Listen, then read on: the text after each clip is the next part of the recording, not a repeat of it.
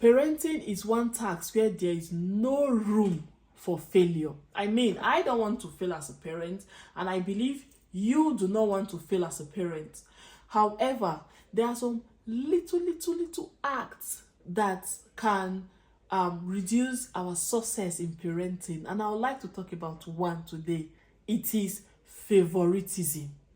Yes, a lot of parents condemn favoritism, but the number of parents that condemns favoritism is directly proportional to the number of parents that practice favoritism. And a single guy today and a single girl today that condemns favoritism might practice favoritism when they start having children. So it is I call it a pandemic. It is something we need to watch out for closely. Now, what are the effects of favoritism? You know, most times people quickly think of, oh, that favorite child starts misbehaving. It is not always the case at all. Sometimes that child still maintain that good behavior, you know, good attitude among the other siblings, but then the siblings start seeing that child as a threat. The siblings start seeing that favorite child, that mom's favorite child, daddy's favorite child, as a competitor. Whatever they do, they want to be better than that child. That child becomes their pole for measuring success.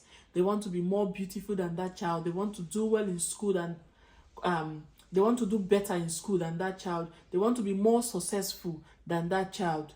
You know, this is supposed to be their sister or their brother, but because he or she gets preferential treatment from the parent, that child becomes a competitor to the rest of her siblings. And even when that child is, okay, let's call the child Ngozi, and now even when Ngozi is finding it difficult with a task, just because Ngozi is mommy's favorite child, the sister might not want to help. Oh, I thought you know better. I thought you are the best child. So do it. That child starts suffering among her siblings. So dear parents, please, we need to always checkmate ourselves. Another side effect will never expire. That child starts seeing herself as better than the other children. Ngozi starts seeing herself as the third in command. Mommy has, after daddy, mommy, I am the next. Mind you, Ngozi might not be the first child, but because you know, children knows these things. They know when they are the favorite child. They know.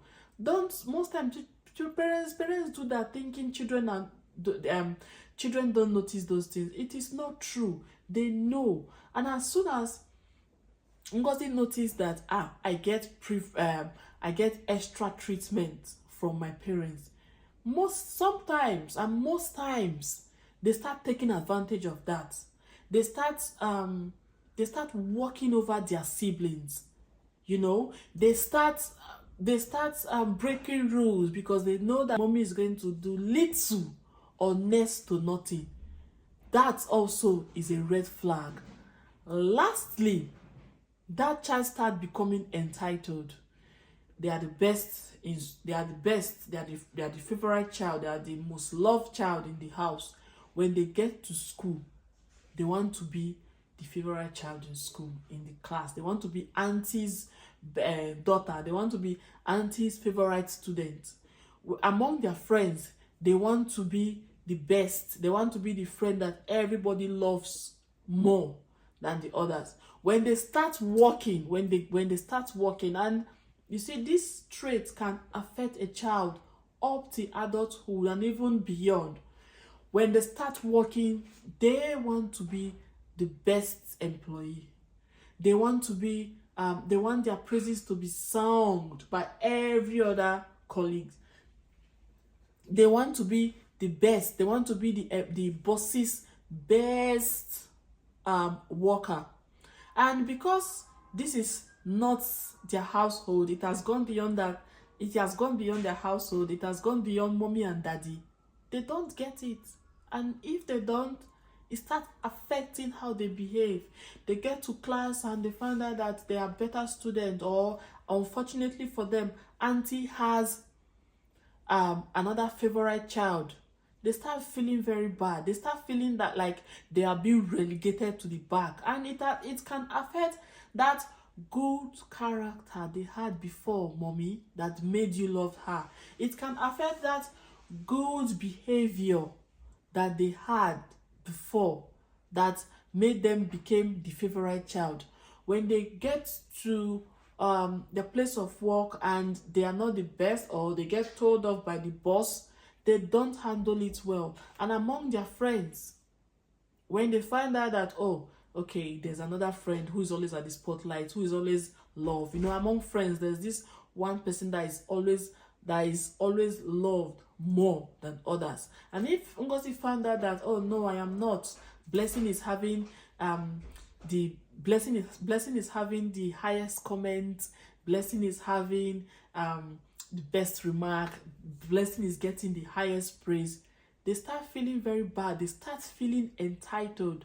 And even when they start having family, like choosing spouse, they now have they are married, they have children, they still have that sense of entitlement which was given to them by the parents. So please, dear parents, it is something we have to watch out for.